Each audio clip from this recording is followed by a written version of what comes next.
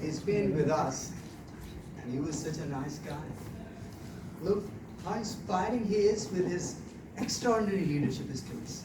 Madam Toastmaster, Mr. President, and fellow Toastmasters, and distinguished guests, good evening. Today, I'm here for the first speech, and I'm here to break the ice. This is Hafiz Muhammad Amir Bilal, a recently graduated with business honors. And there are amazing things that I'm going to tell you about me. Imagine you wanted to do something, you tried something else, and you become something entirely different human being, sacrificing all those options that you had. My story is just like this. And raise your hand or have a smile on your face if your story is like this. When I was a kid, I wanted to be an engineer. I grew up and tried becoming a doctor. And see, I ended up being with the degree of business honors. How amazing this really is. Okay, so raise your hand if you know anybody in your family, in your social circle with the name Amir. Okay, so you must be having a better idea of who and how they are. But I'm going to take you to the different point, and that point is, what is the meaning of that name? It's very famous, isn't it? Amir means the leader. Oh, congratulations for having a leader before you today.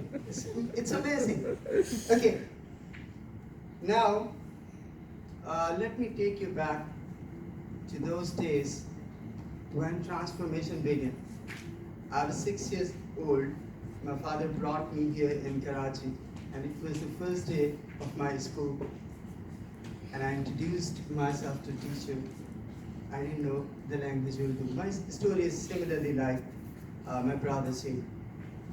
Okay, so I was used to skip the classes. I skipped the second one. So it was the third day. The teacher asked, Amir, why didn't you come? Since I didn't know anything much about Urdu, I said, Miss, तुम डांट पियो इसलिए मैं नहीं आया. The word I used, like you scold, that's why I didn't come. What was the first word? Tum. Oh my God. The teacher came to me and she was about to attack. And I realized there is something wrong, Amir. You shouldn't have done that. She came more closer. And I was like, no. And she slapped so hard. Oh my God, I still have those musical sounds. And I feel them so hard. That was the day, ladies and gentlemen.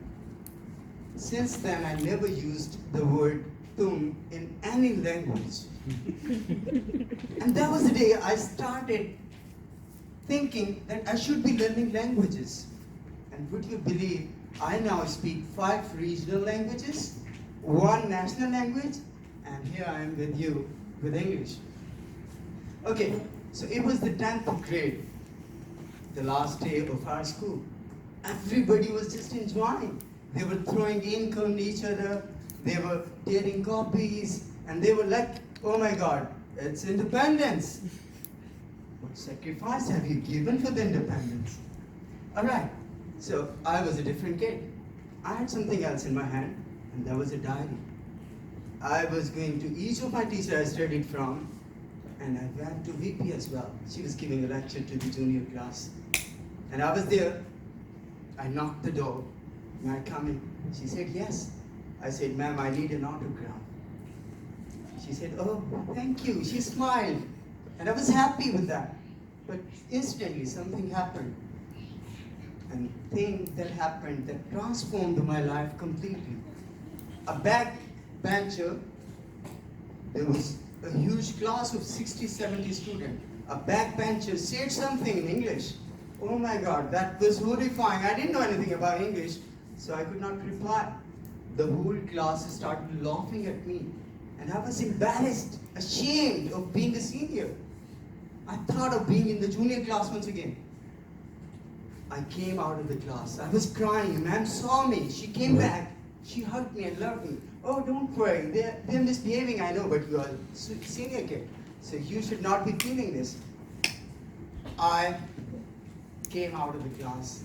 I came back home. I started thinking, whose fault was that? My school, my family, my society, community. I don't have to think about that.